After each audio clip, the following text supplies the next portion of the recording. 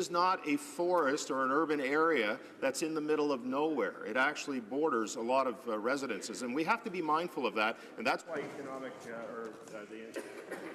The honourable member will have 6 minutes of questions and comments remaining at the next time that this is before the House as it continues. Statements by members, déclaration de députés. The honourable member for Etobicoke Lakeshore. Mr. Speaker, I rise today to somewhat begrudgingly congratulate my colleagues across the way for their stunning victory at the CTC last night in the 19th annual Parliamentarians Hockey Game for Charity. While defeat is difficult to swallow, it was wonderful to throw partisanship aside and have another kind of battle, one where we come together in sportsmanship and positivity for a good cause. Close to $6,000 was raised for the Terry Fox Foundation last night. Thank you to the Ottawa Senators for allowing us to use their facility, and special thanks to all the people who came to support their team. It's always hard for the red team to watch the blue team win, and while the fans in the red were hoping for a different outcome, it can't be 2015 every year, Mr. Speaker. We look forward to next year's game. Last night's helped us identify the missing element of our strategy, practice. Clearly, our focus has been on good government, not good hockey. And although we are genuine in congratulating our opponents, they would be wise to remember the last time the Liberals counted out. The honourable member for Calgary Rock Ridge. Thank you, Madam Speaker. Well, when choosing where to start projects and create jobs, investors listen for clear and consistent messages from legislators and regulators, messages saying that the country is open for business and wants new investment. So when a Prime Minister, who signals policy intent with every public statement, tells one group that the oil sands have to be phased out and then boasts to others about approving pipelines, investors get confused. They take their plans, their cash, and all the jobs they would have created, and they go to other jurisdictions like the United States. If this government wants jobs to stay in Canada, it has to quit scaring investors off with mixed messages and new taxes. Instead, it should voice a clear and consistent message that Canada is open for business, Canada welcomes investment in energy projects, Canada has faith in the rigour of its regulators and its environmental practices, and that Canada will get its resources to market. The honourable member for Mississauga Lakeshore.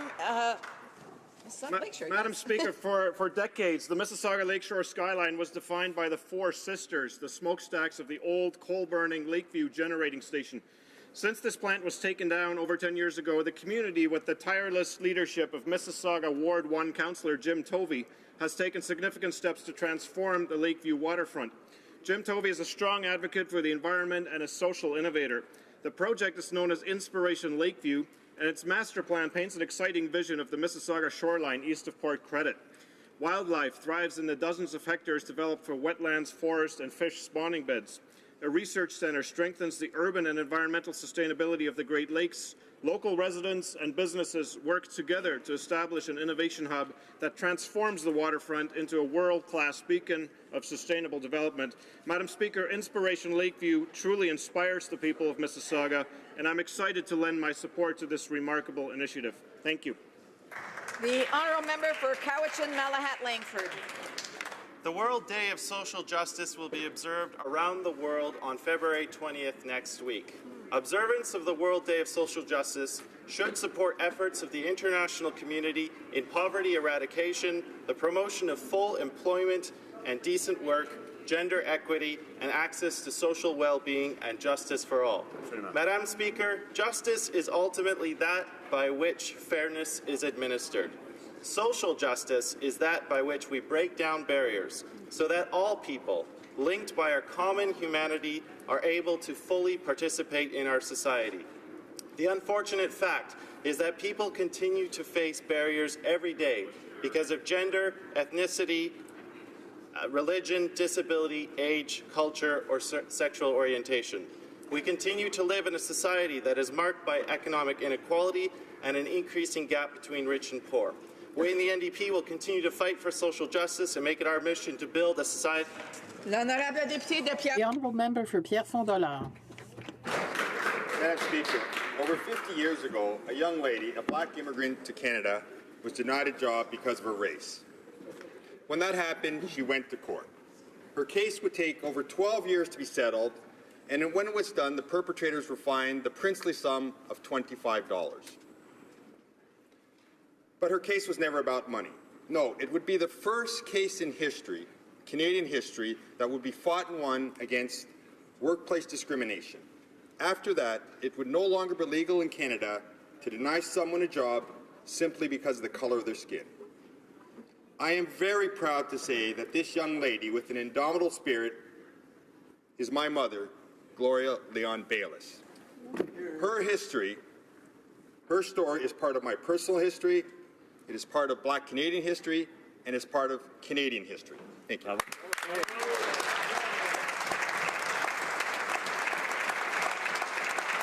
The honourable member for St. Albert, Edmonton. Mr. Speaker, Madam Speaker, Canada's justice system faces a crisis as a result of the Minister of Justice's failure to fill judicial vacancies in a timely manner. As a result of the minister's inaction, serious criminal cases have been thrown out of court due to delay, including murder cases, sexual assault cases, and serious fraud cases. More than 800 criminal cases are presently in jeopardy, while the minister sits on her hands with 60 judicial vacancies. It's time for the minister to stop making excuses, stop differing, and start appointing judges. The honourable member for Nepean. Thank you, Madam Speaker. The recent killings of Muslims praying in the mosque in Quebec City is no accident. This is the direct result of the dog whistle politics, the politics of fear and division. Things like the Muslim ban in other countries should be of concern to us. Fear is a dangerous thing. Once it is sanctioned by the state, there's no telling where it might lead. It is always a short path to walk from being suspicious of our fellow citizens to taking actions to restrict their liberty. In Canada, the elements who championed charter values, niqab ban, barbaric cultural practice stripline, all targeted to Muslims, these elements are getting active again. It is painful and fearful to watch politicians who, in their attempts to grab power, go back to practicing the dangerous politics of fear and division. Thank you, Madam Speaker. The honourable member for South Shore St. Margaret's. Madam Speaker, it's with a heavy heart I rise today to pay tribute to a couple in my riding of South Shore St. Margaret's. Dr. Dave and Heather Abriel were tragically killed in a car accident on February 2nd. Dave and Heather were well-loved musicians and Father and Mrs. Christmas.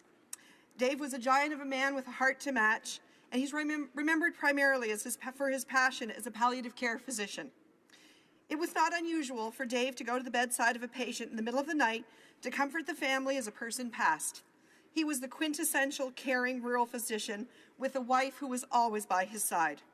He was a champion for those patients wishing to die at home and a strong advocate for medical assistance in dying. To their children, Kate, Dan, and Sheila, your community grieves with you. Rest easy, Dave and Heather. You made a difference in the lives of many, and our community is a better place because you were here. The honourable member for Niagara Falls. Thank you, Madam Speaker. Today I have the opportunity to honour former parliamentarian Reg Stackhouse, who passed away in December. I was proud to serve with Reg under Prime Minister Brian Mulroney from 1984 to 1988. Reg wore many hats in his time here on earth and made a tremendous impact in all of his roles, from working diligently with Prime Minister Mulroney to free Nelson Mandela, advocating for the removal of mandatory retirement, initiating community colleges in Ontario to a myriad of human rights issues.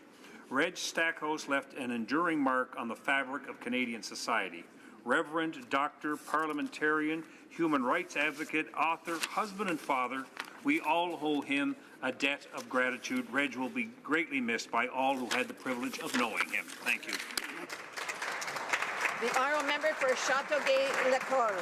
Thank you, Madam Speaker. My statement today is dedicated to the municipality of Châteauguay, which has implemented two great sustainable development projects that our community can be proud of. In December, the City Council confirmed the exceptional nature of the fauna zone in Ile Saint-Bernard by making it a municipal heritage property. It had acquired it in 2011 and has since continued its preservation mission for this collective asset in the Patelin Marguerite Duville and the Grey Nuns. Just before that, Châteauguay had done something just as important by establishing the protection forever of the woodland at the Centre Écologique Fernand-Séquin, a 70-hectare zone.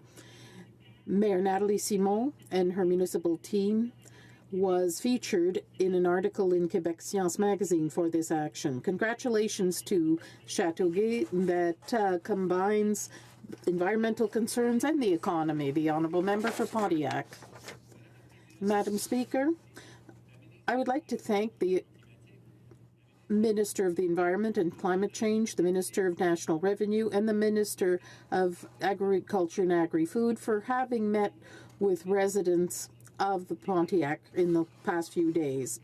It is clear our government is working hard to meet with Canadians and give a voice to rural people. The measures put in place by our government are already making a real difference for Canadians across the country, and we will continue to work hard to ensure growth and strengthen the middle class every day. We will also continue to work for reconciliation and for creating opportunities for Aboriginal peoples while promoting Canada's diversity as one of our greatest strengths, protecting our environment and fighting climate change. Thank you to my colleagues for listening to our regions. The Honourable Member for Edmonton Riverbend. Madam Speaker, I rise today on a Friday, during a time when the Muslim community in Edmonton and across the country begins their Friday prayers. I rise today to recognize the impact the Muslim community plays in our region of the country. Madam Speaker, the members of the Muslim faith, and quite frankly all Canadians, had their safe space, their place of prayer fiercely attacked in Quebec City. When a gunman opened fire in a mosque, not only did it have a profound impact on the Quebec Muslim community, but it gave possibilities to what could happen across our country. Canada is a welcoming place, a place that does not and should not live in fear. Our values alone are a barrier to protecting the impossible from happening. I do know, trust, and love many friends in my Muslim community of Edmonton. They should and need to feel safe during today, on a Friday, and every day in Edmonton. I want all members of the Muslim community in Edmonton and across the world to know that I stand in unity with them and condemn the horrendous attacks on Quebec City. The Honourable Member for Mississauga Centre. Madam Speaker, I rise today to recognize an outstanding Canadian. After the tragic Quebec mosque shooting, Mohamed Faqih offered to cover costs of the funeral for all 6 victims and repairs to the mosque. When asked why, he said, "That's what Islam taught me, and that's what Canada taught me." Mr. Faqih is known for his generosity. Last year, he started an initiative to hire dozens of Syrian refugees. He also supports groups like Juvenile Diabetes Research Foundation, Cops for Cancer, Mississauga Food Bank, Sheridan College, Ryerson University, and True Patriot Love, just to name a few. 2017 is a special year for Mohammed. In 10 short years, he built one of the fastest-growing Middle Eastern food businesses around the world. Paramount Fine Food today employs hundreds of Canadians and is expanding globally. I want to congratulate Mohammed and his team at Paramount, also his family, wife, Hanan, his children, Ahmad, Kareem, and Adam. They represent the best of Canada. The Honourable Member for Hamilton Centre. Thank you, Madam Speaker. On the campaign trail, a lot of promises are made. Some are big-ticket items, some are local concerns, some promises are made once, and some promises are made 1,813 times. Changing the electoral system was a major plank of the Liberal platform. We've had the special committee, cross-country consultations, as well as a national survey. But instead of taking the report of the special committee seriously, this government attacked the committee and then abandoned their promise to make 2015 the last election conducted under the unfair first-past-the-post system. Among the Prime Minister's more outlandish excuses for breaking his promise, fear-mongering that proportional representation would risk our democracy by allowing extremist parties to take power. Really? Where was the Prime Minister's concern about extremist governments when Stephen Harper got 100% of the power with only 39.6% of the vote because of first past the post? The Liberals got even less, by the way, 39.5%. PR means 39% of the vote only gets you 39% of the seat. Honourable Member for Lévis-Lobinière. Madam Speaker, I'd like to draw your attention to all the work accomplished by the previous Conservative government during the negotiations for the free trade agreement with Europe and mention our former Prime Minister, the Right Honourable Stephen Harper, and the former Minister of International Trade, the member for Abbotsford, who handed the Liberal government these negotiations on a silver platter. We're all very pleased with the results of this agreement, although there was the bad taste of the crocodile tears of the Minister of Foreign Affairs that she revealed herself during a party in Washington. Now that the credibility of the minister is known to be manipulative, let's hope the government will send credible people during the upcoming negotiations about NAFTA to defend all sectors of our Canadian economy and the welfare of all Canadians. For Halifax. Thank you, Madam Speaker. This morning at Rideau Hall, the Governor-General will invest a group of accomplished Canadians into the Order of Canada, one of our country's highest civilian honours. And I'm so proud that one of those great Canadians is from Halifax, Nova Scotia. Bruce McKinnon is one of our country's most gifted and insightful cartoonists, and from his post at the Halifax Chronicle-Herald, where he began in 1985, Bruce's cartoons have helped to capture moments in Canadian history over 3 decades. His artistic skill and sharp point of view on issues of the day have made him not only a hometown hero, on many occasions his cartoons have been shared across the country and even around the world, such as a certain bat flip cartoon. Or, more poignantly, his drawing of the National War Memorial following the death of Corporal Nathan Cirillo, when he so beautifully captured the unspeakable grief of a Canada in mourning. Madam Speaker, I proudly invite all members of the House to join me in applauding Bruce McKinnon, CM, on his impressive achievement. Congratulations, Bruce.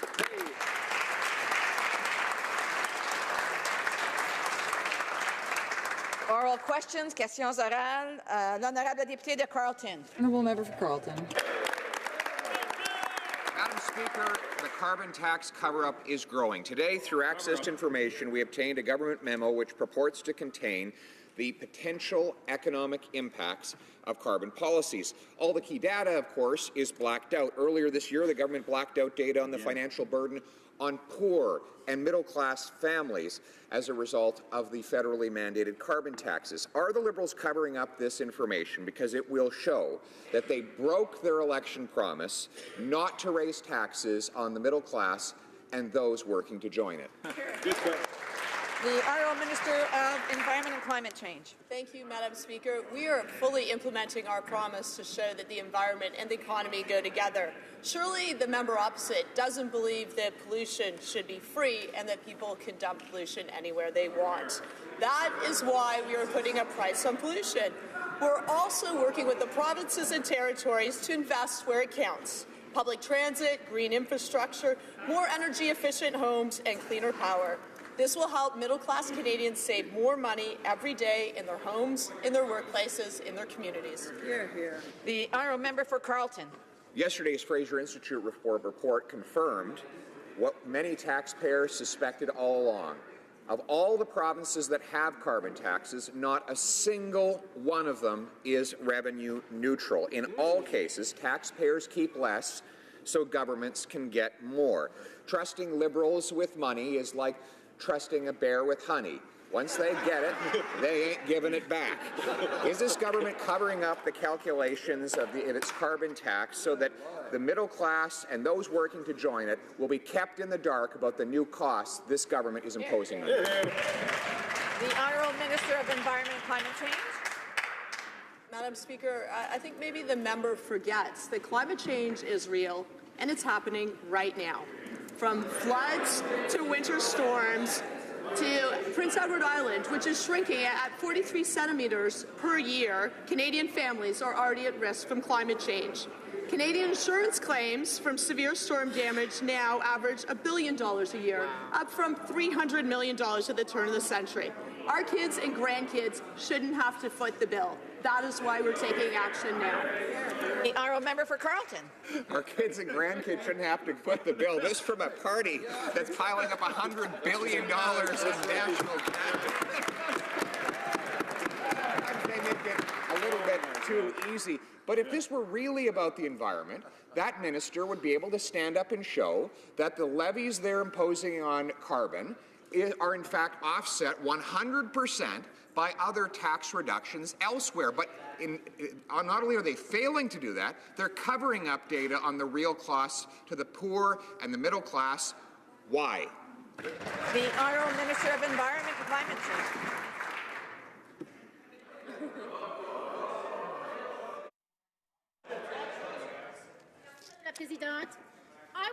Madam Speaker. The member opposite that our government has made a commitment to help the middle class and those working hard to join it. And also, Madam Speaker, I would like to remind the member opposite that it is this party that has actually put in place that we've lowered taxes for middle-income Canadians. We are also the government, Mrs. Speaker, that has put in place the Canada Child Benefit Program that has helped hundreds of thousands of children get out of poverty. Madam Speaker, our government is here to help the middle class, and that's exactly what we're going to continue to do. Thank you, Madam Speaker. The Honourable Member for Louis-Saint-Laurent. Thank you, Madam Speaker. We know that in a few days or a few weeks, the government will be tabling its budget. Yesterday, the Chamber of Commerce of Canada, which represents 200,000 employers, 200,000 job creators and wealth creators, made a report with 10 recommendations. These include recommending that if the Government of Canada wants to increase productivity, they would have to lower the cost of doing business. Clearly, this means not inventing new taxes and new fees for our businesses. Why isn't the government doing this? The Honourable Parliamentary Secretary to the Minister of Finance. Thank you very much, Madam Speaker. And once again, I'd like to thank my colleague for his question. Competitive business environment. Compared to other areas in other OECD countries, we have a competitive corporate tax rate. Businesses that invest in Canada also benefit from a highly skilled and highly educated workforce. We will continue to focus on ensuring that our Canadian economy is competitive, providing good jobs for the middle-class Canadians and a good future for our country. Thank you, Madam Speaker. The Honourable Member for Louis-Saint-Laurent. The best way to help those who create wealth, those who create jobs, our Canadian entrepreneur, is not creating new taxes and new charges. This is exactly what this government have done for the last 15 months. This is exactly what this government will do for the next year if they don't change their mind. Why create a new liberal carbon tax? So maybe one day, Madam Speaker, the government will understand why the government is so opposed to those who create wealth in Canada, why this government is so opposed to creators of wealth, why this government is so opposed to entrepreneur Canadians. The Honourable Minister of Environment. Is the party opposite so opposed to taking action to protect our environment, to grow a clean economy, to create jobs, to foster innovation, and to ensure a more sustainable future for our children? We understand that this is a real opportunity. We are putting a price on pollution because we want less pollution and we want more innovation. There's a huge opportunity. We are going to take advantage of it. The Honourable Member for Belleuil-Chambly. Madam Speaker, the risk that a Canadian would be stopped at the U.S. border and asked to hand over their passwords for social media accounts is higher than ever. These attacks on our privacy are intimidating, and the consequences of failing to comply are very serious. You can be interrogated, detained, turned away at the border. Searching a computer is much more intrusive than searching a suitcase. So will the minister finally stand up to defend the rights of Canadians here and at the border?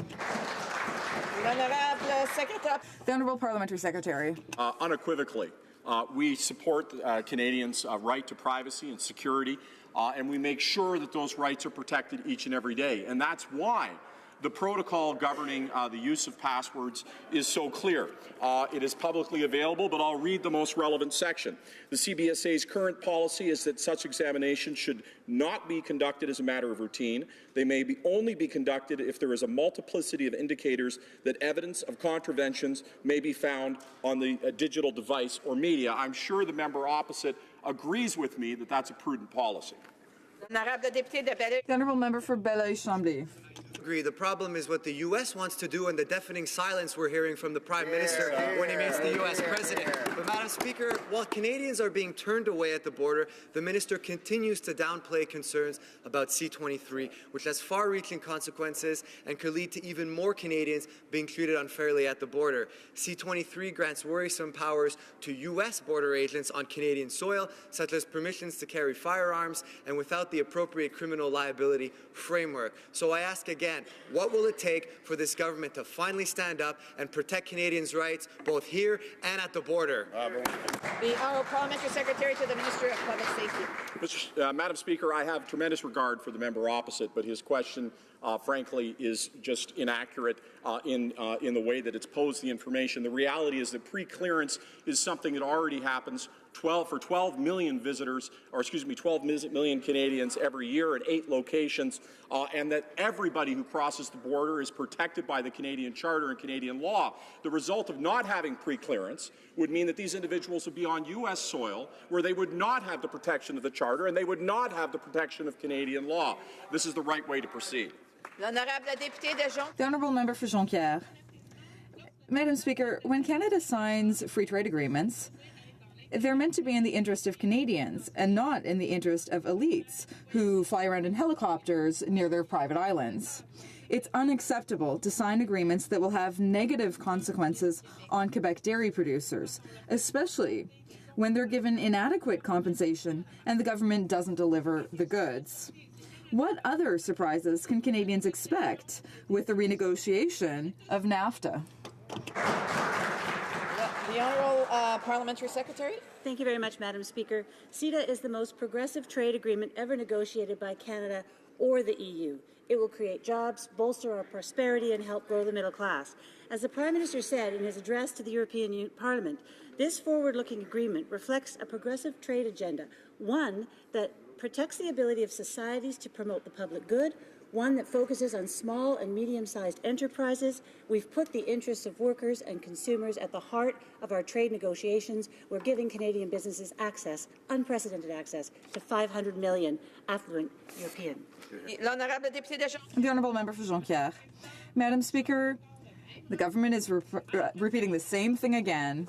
The Prime Minister met the American president this week, but he had nothing reassuring to say about the softwood lumber file. The uncertainty around this file is already causing price fluctuations on the softwood lumber market. Stakeholders in the industry are expecting the imposition of a surcharge, and producers are limiting their exports because they are afraid of a retroactive surcharge. When will this government finally reassure the forestry sector by moving forward with negotiations, and most of all, by announcing a Plan B? The Honourable Parliamentary Secretary. Madam Speaker, the softwood lumber agreement expired under the previous government. Our government is vigorously defending the interests of the softwood lumber industry in Canada, as the Minister did last week in Washington, and also the Prime Minister did in Washington.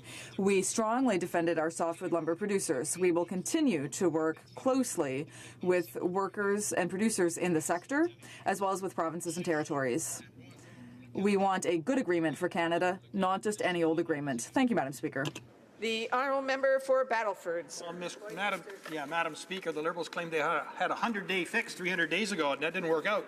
President Trump has made his intentions clear that he will tweak NAFTA. The Americans have already insisted that supply management, dispute mechanism settlements, and even COOL are back on the table. What will the Liberals put on the table during NAFTA negotiations? Nobody really knows. Jobs are at risk, and Canadians deserve to know. What will it be? Madam President, our government had a very productive and important meeting with the President last Monday. Let me remind the House that the President assured Canada and the world that, quote, we have a very outstanding trade relationship with Canada, unquote. As for NAFTA, it's important for all of us to continue to realize that the principal actors in the U.S. Cabinet have not yet been appointed. Even more importantly, the United States has not formally initiated a NAFTA negotiation process. If and when that happens, we will be ready. Member for Battlefords, Lloydminster. Well, NAFTA will be under renegotiation, Madam Speaker. The President's made that very clear. The outcome, of course, will be unknown. It's more imperative than ever that Canada pursue other trade opportunities like the TPP.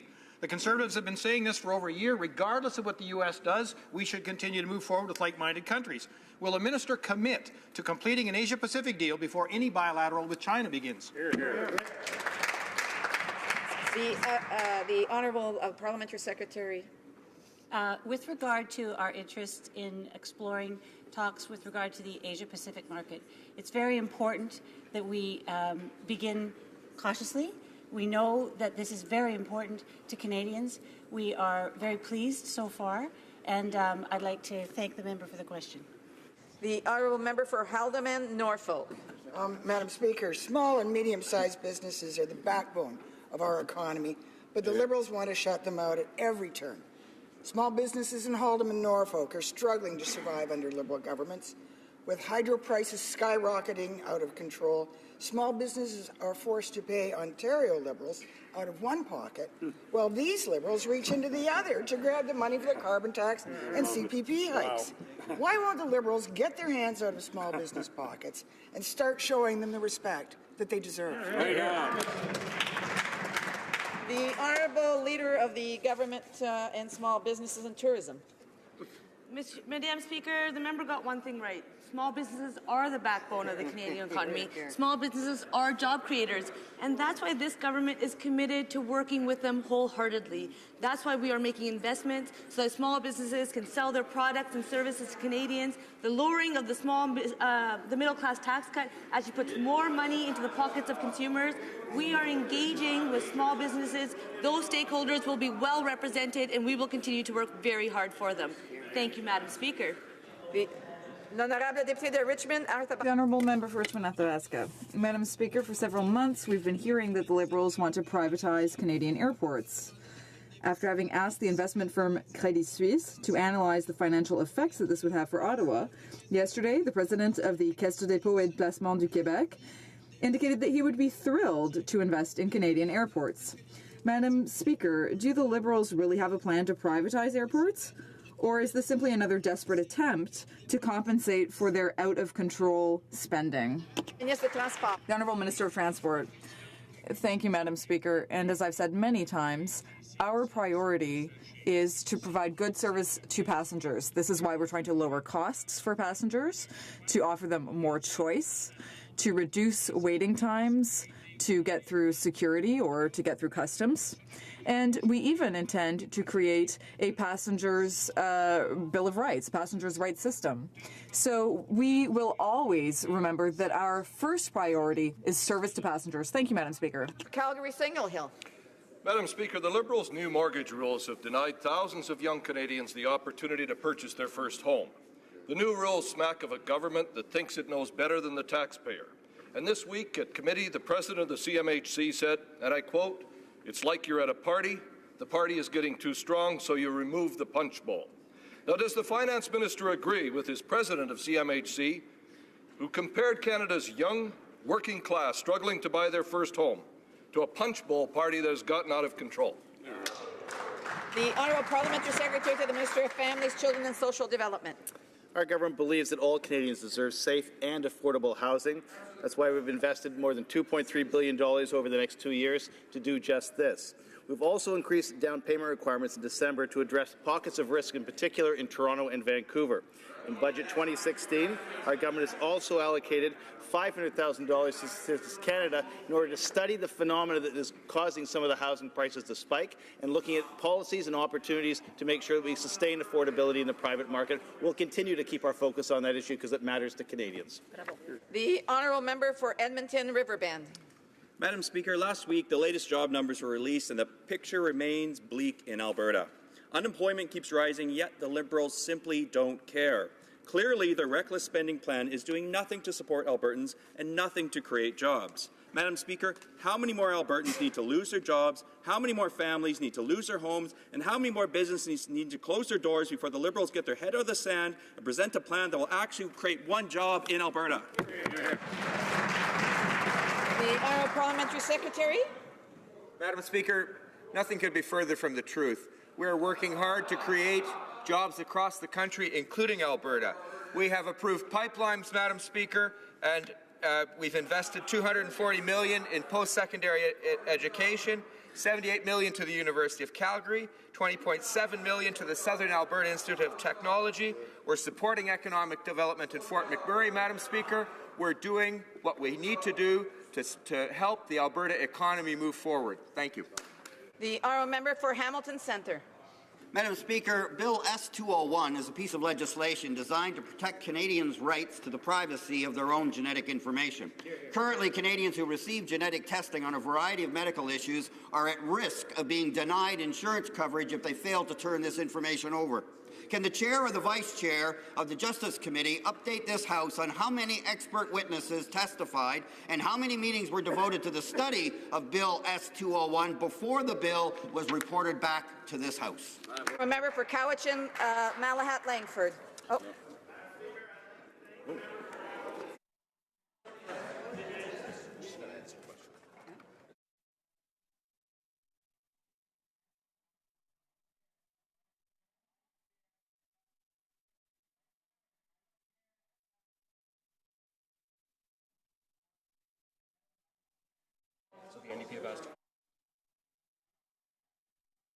Honourable member for Cowichan, Langford, Malahat Langford.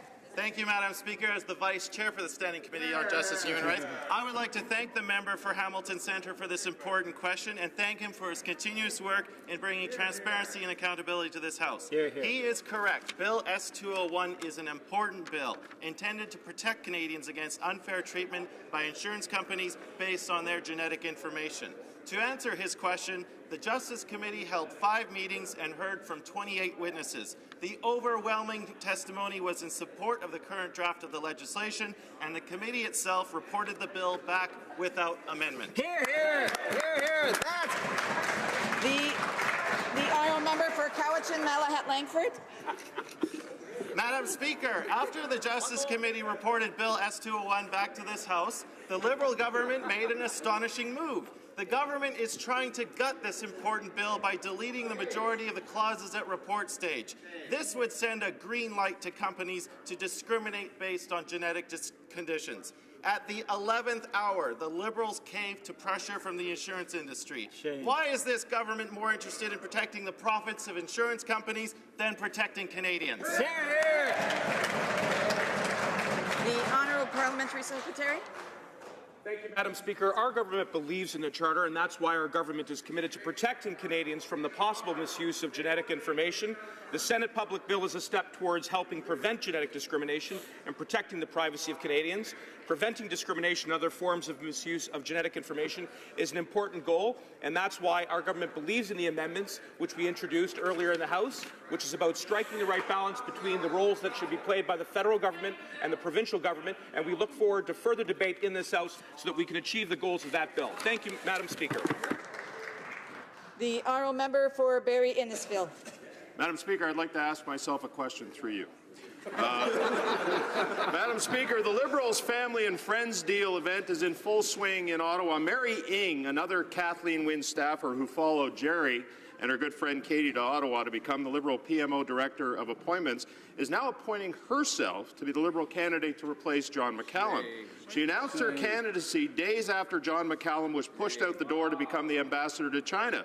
The thing is, she would have been the one that worked on the appointment to appoint McCallum. Can the Prime Minister tell this House what role he played in this backroom deal? The Honourable Government House Leader.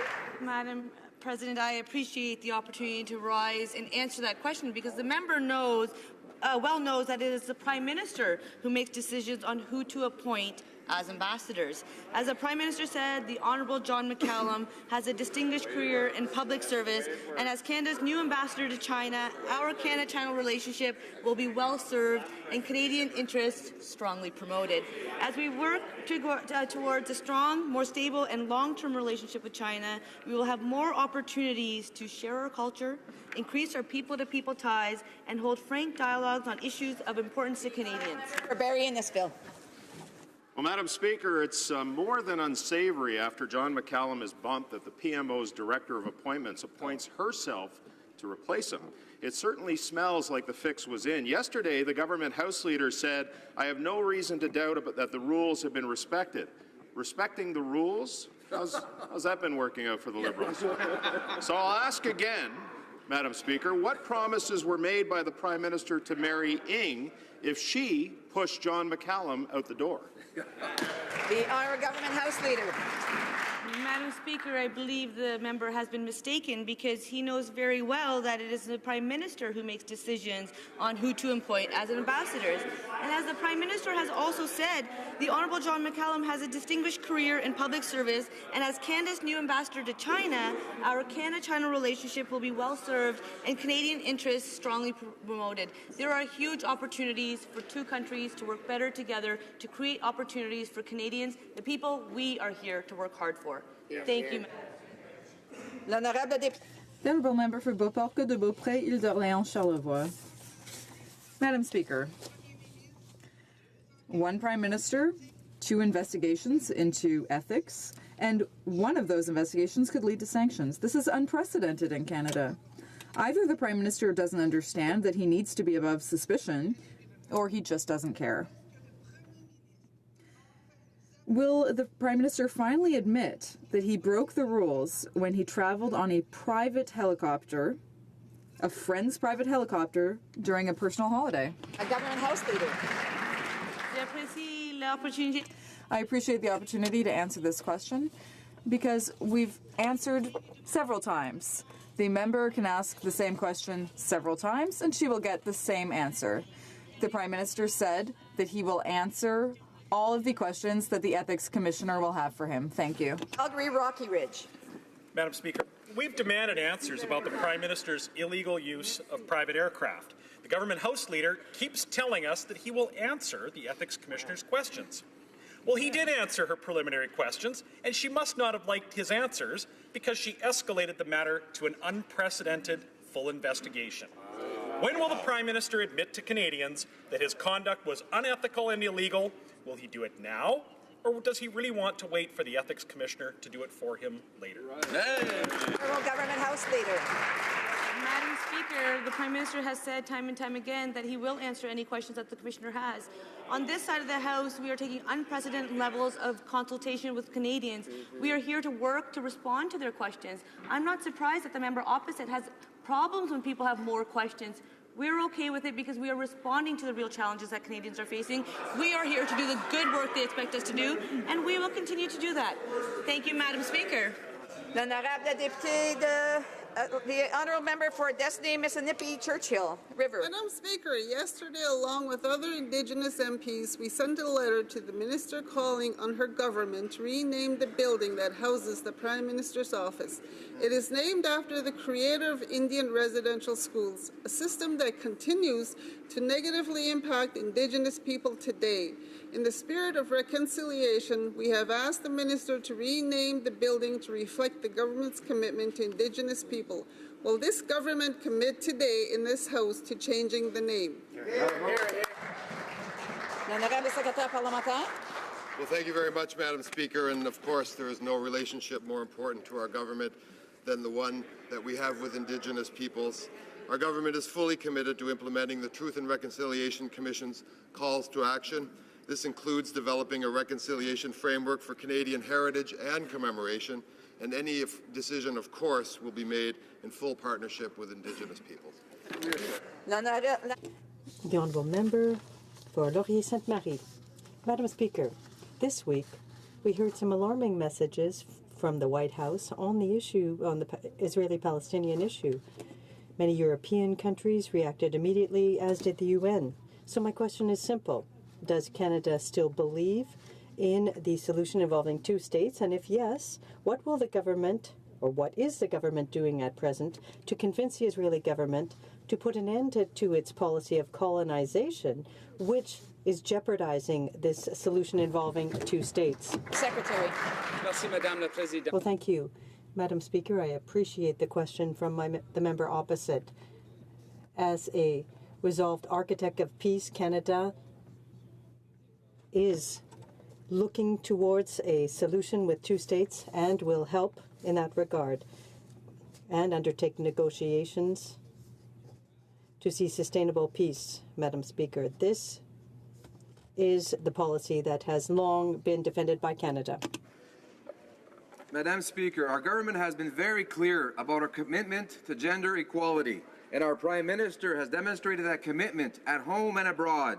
As a member of the Standing Committee on the Status of Women, I've heard many comments about the role that we can all play in seeking equality. Can the Parliamentary Secretary to the Minister of the Status of Women tell the House why men and boys must be involved in the discussion on gender equality? Parliamentary Secretary. Madam Speaker, I'd like to thank my colleague from Nickel Belt for the question and for his commitment to gender equality. And may I say it's an absolute honour to serve as the Parliamentary Secretary to the Minister for the Status of Women. Madam Speaker, we know how important it is to engage men and boys in the advancement of gender equality to help create cultural change. Gender equality is not only a women's issue, it's a societal issue. As our Prime Minister has said, feminists come in all genders. And again, Madam Speaker, I am honoured to have the opportunity to be part of this important work. Thank you, Madam Speaker. The honourable member for Haliburton, Kawartha Lakes, Brock. Madam Speaker, Canadians are not buying this Liberal deception about supporting the middle class. Thanks to the failed energy policies of the Wynne Liberals, the Millbrook Arena in Cavan Monaghan was recently hit with a monthly hydro bill of over $11,000.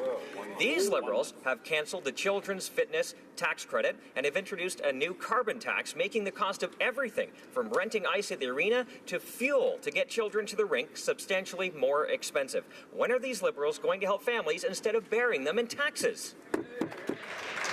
The Honourable Minister of Transport.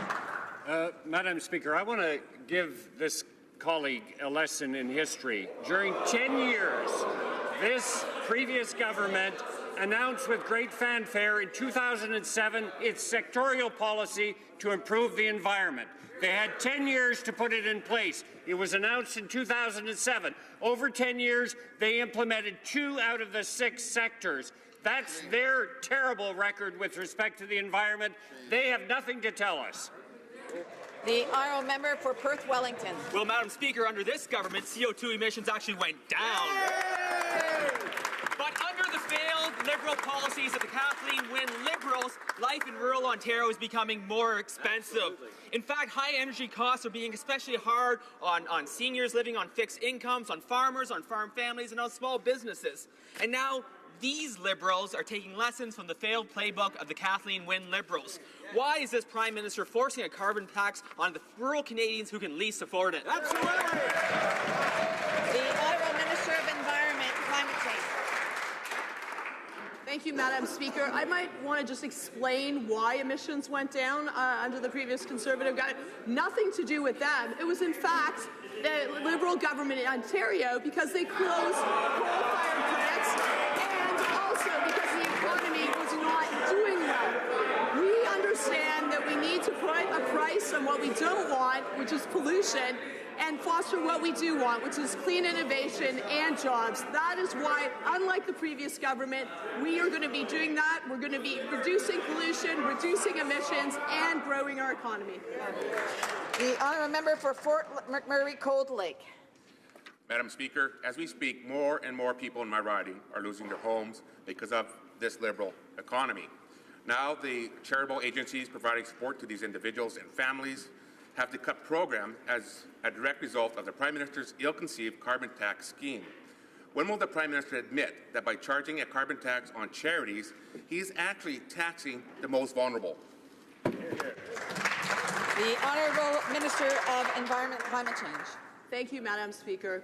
I would hope that the member opposite would understand that polluting is not free, that we actually want to leave a cleaner future to our kids, that we want to grow our economy, that we want to create good jobs, that we want to foster innovation. That's why we're working with the provinces and territories, developing a plan that will reduce emissions, will produce a more sustainable world for our kids and grandkids, because that is what they deserve.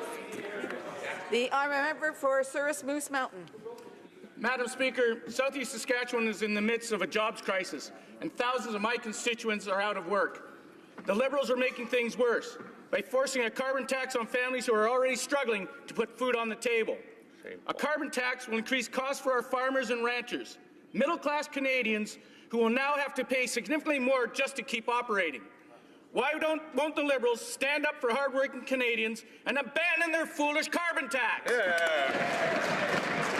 Honourable Minister of Environment.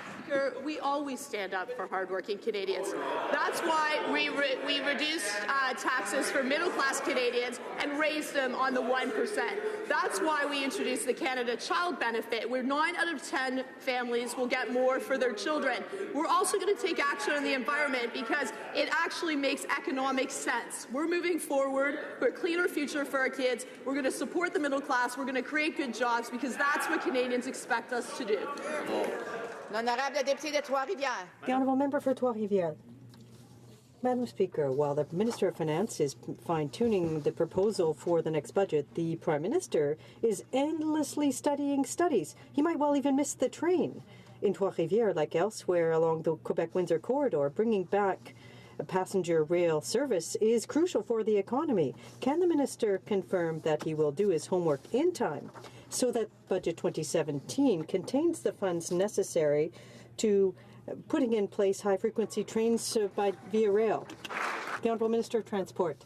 Madam Speaker, the concept of a high-frequency train is something that we are studying, that we funded to $3.4 billion.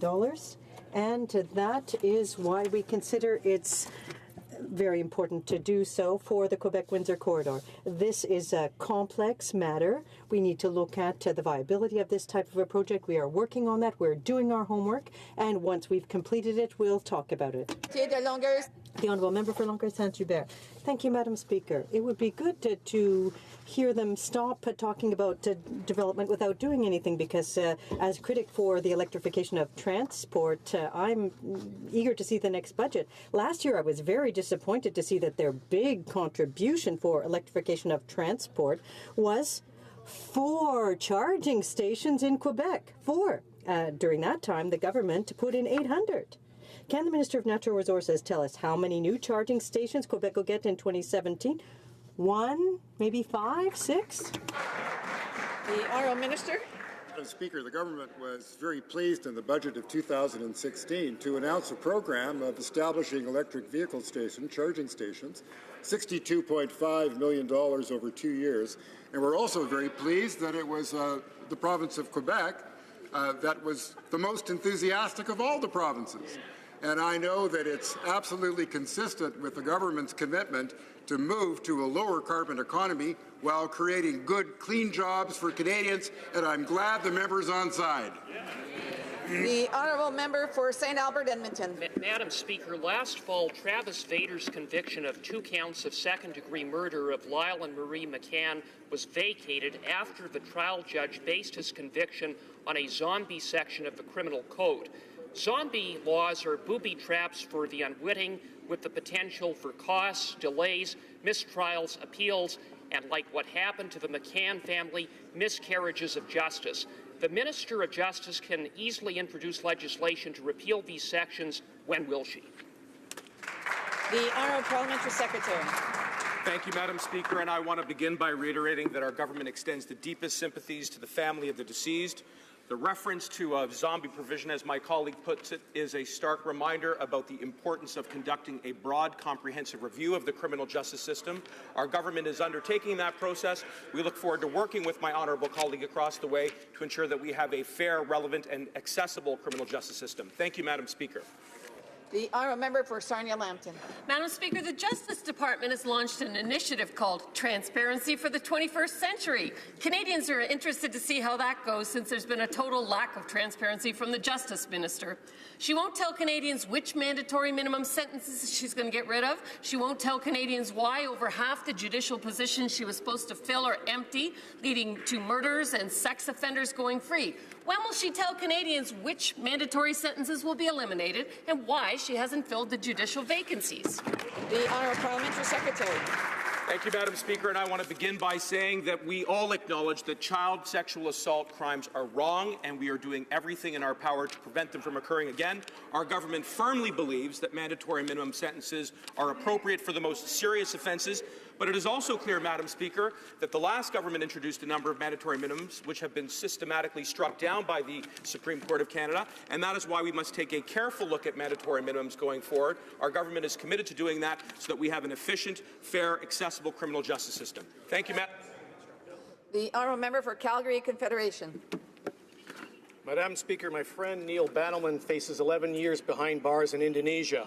Indonesia's justice system has accused him of a crime that is unfounded and unwarranted. A year ago, the parliamentary second secretary to the Foreign Affairs Minister claimed that he was, and I quote, deeply concerned and dismayed by the court's decision. Since then, nothing. And Neil continues to languish in prison.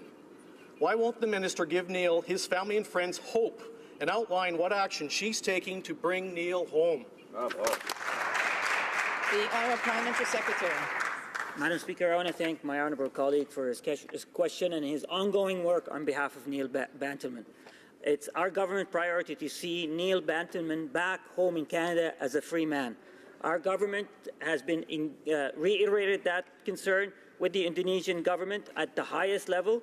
Our officials and myself have been engaged with his family. We are working with his legal team and his family throughout this judicial review process. I want to take a moment to recognize the strength of his family and his friends, particularly his wife, Tracy, for her courage and her strength. The honourable member for Oakville North, Burlington. Thank you, Madam Speaker. Recently, I held a roundtable in my riding of Oakville North, Burlington about the challenges faced by people living with disabilities. I salute their courage and determination. Challenges related to accessibility and inclusion in workplaces and in our community are many. We have to change our perceptions and make Canada more inclusive. Can the Parliamentary Secretary for Sport and Persons with Disabilities tell us about our government's efforts to ensure better inclusion? The Parliamentary Secretary.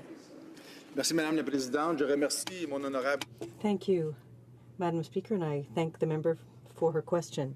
The government is determined to ensure greater accessibility and better opportunities for Canadians with disabilities in their communities and in the workplace across the country. Canadians have attended one of the 19 sessions in addition to the consultations conducted by members. I would encourage all who have not yet participated by doing so online until February 28th at canada.ca/ better is always possible. The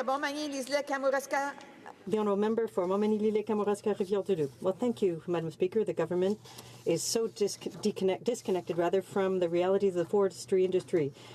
Negotiating a softwood lumber agreement is very important to put an end to these uncertainties surrounding woodland caribou. Unfortunately, the government doesn't have the data to make a decision on this file. Will the Minister of the Environment, who likes to claim that her decisions are made on science, ensure that the department will learn more about woodland caribou so that before making or to make an informed decision and to without giving in to blackmail by activists?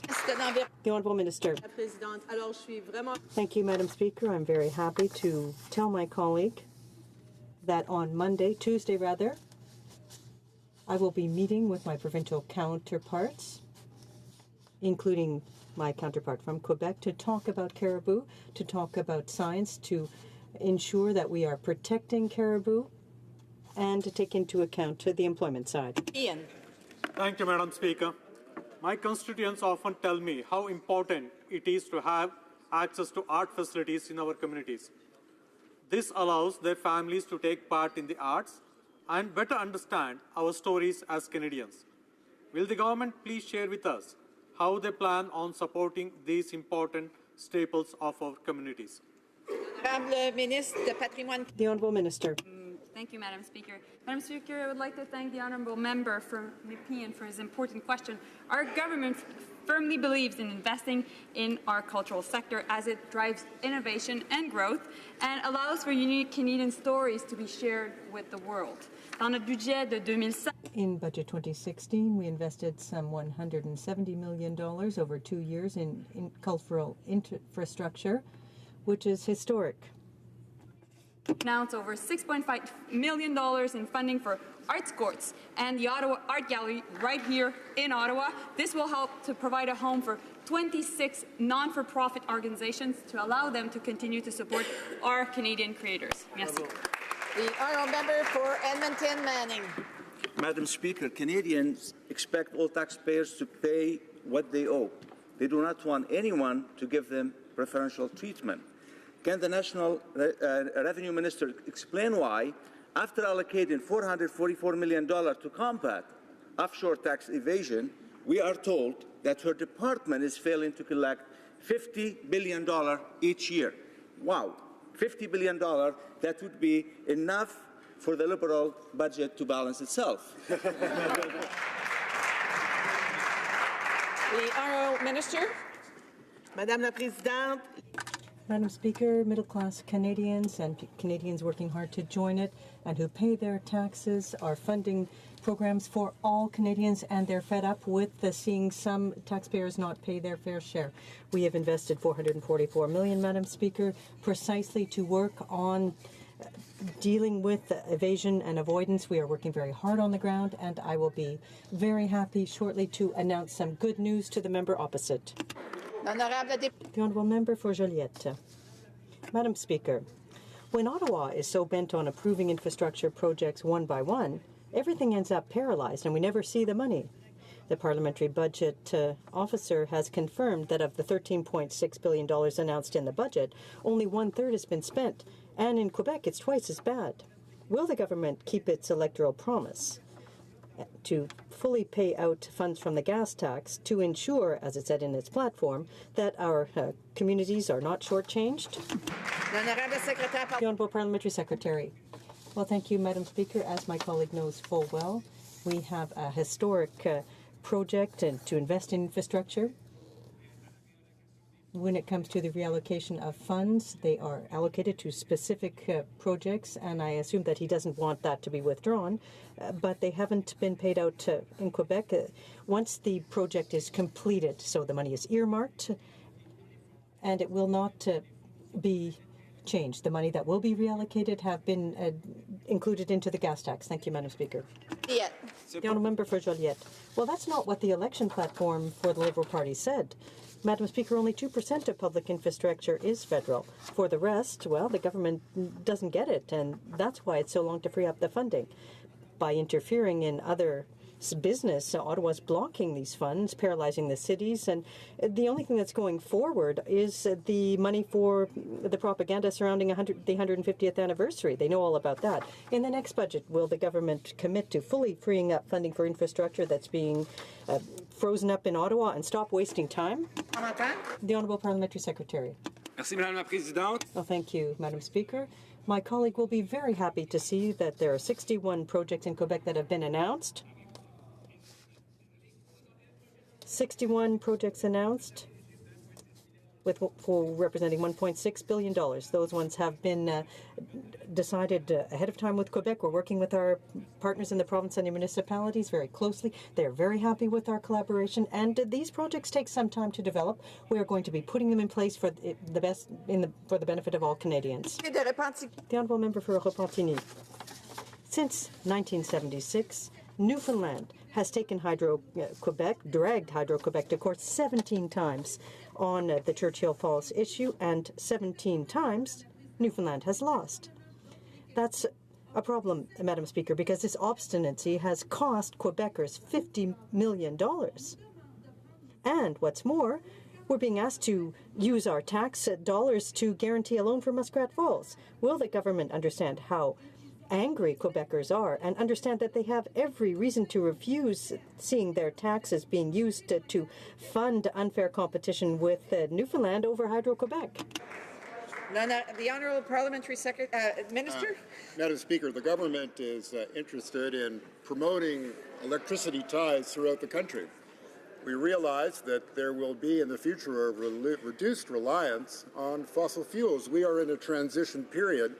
And as a part of that transition, we think it's very important to encourage the development of hydroelectric power wherever it occurs in Canada. That is a fundamental value. We believe that it's the best possible example of the environment and the economy working hand in hand throughout every region of Canada. The Honourable Member for Nunavut. Thank you, Madam Speaker. My question is for the Minister of Health. Adequate health care funding continues to be a serious issue in Nunavut. The Canadian health transfer only covers 11% of Nunavut's health care costs. This is in stark contrast to the Canadian provincial average of approximately 21%. The $35 million Territorial Health Investment Fund, which includes vital funding for medical travel, is insufficient. This disparity in healthcare funding between Nunavut and Southern Canada is unacceptable. Does the Minister plan to address this inequity in the upcoming Territorial Health Investment Fund renewal? Madam Speaker. The Honourable Parliamentary Secretary. Thank you, Madam Speaker. First, I'd like to thank the member for his hard work on behalf of his constituents. Our government is committed to working with the government of Nunavut to address the healthcare needs of its residents. As part of the Health Accord, Nunavut will receive $11.2 million over 10 years in targeted federal funding to improve access to home care and mental health services. This is in addition to federal health funding provided through the Canada Health Transfer, which will reach $37 million in 2016-2017 and will continue to grow year after year. We also support the delivery of public services in Nunavut, including healthcare, through the territorial formula financing valued at close to $1.5 billion in 2016-2017. Thank you, Madam Speaker.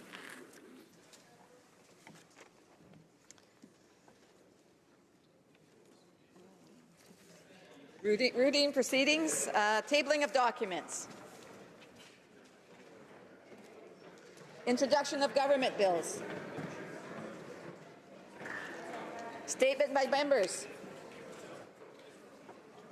Rapport de délégation interparlementaire. Reports from interparliamentary delegations. Présentation de Presenting reports from committees. Dépôt de projet de loi.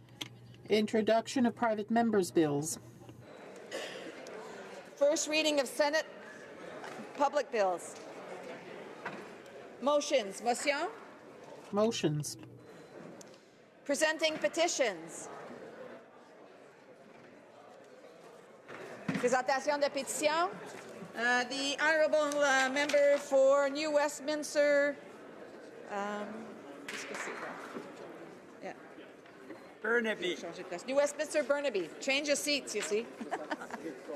Thank you very much, Madam Speaker. I'm pleased to present a petition on behalf of nearly 1,000 Canadians, hundreds of whom are from my riding of New Westminster Burnaby.